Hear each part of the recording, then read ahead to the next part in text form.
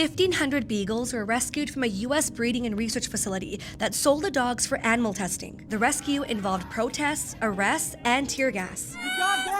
Now, those dogs are up for adoption. So could we see something like this happen in Canada? And what do our animal testing laws look like? I'll get to that in a moment. First, a quick recap about what happened at the Wisconsin facility. Last fall, a state investigation found that Ridglan Farms was abusing its animals, with former employees testifying the dogs had undergone eye surgeries without anesthesia. Ridglan Farms has denied animal abuse allegations. To settle the investigation, the facility agreed to surrender its license to sell dogs for research by July, but said it would stay open and keep breeding dogs for its own experiments, which led to months of protests and the eventual clash with police in April. Now in Canada, animal testing is legal for things like pharmaceuticals, chemicals, and in academia, but a ban on cosmetic testing has been in place since 2023. And it's not only testing done on mice or monkeys or pigs, it can include dogs and cats as well. While activist groups mention the ethical concerns behind testing, like morality and welfare, some recent studies found over 90% of drugs tested as safe and effective on animals end up failing in human trials. It's why one animal rights lawyer told us that there's been wider public support to move towards alternative methods. The idea that we shouldn't be using animals in this very harmful, painful way, but also by science and an increasing recognition that human biology, rather than animals, should be the gold standard for our science. That includes things like organs on a chip, which are advanced simulations of how an organ would interact with a substance, tissue models that can do skin tests more effectively, that are advanced AI computer simulations. She says Canada is the only G7 country that's not funding centers devoted to moving away from animal research. We had a world-leading center at the University of Windsor that would work on replacing existing animal models with alternatives,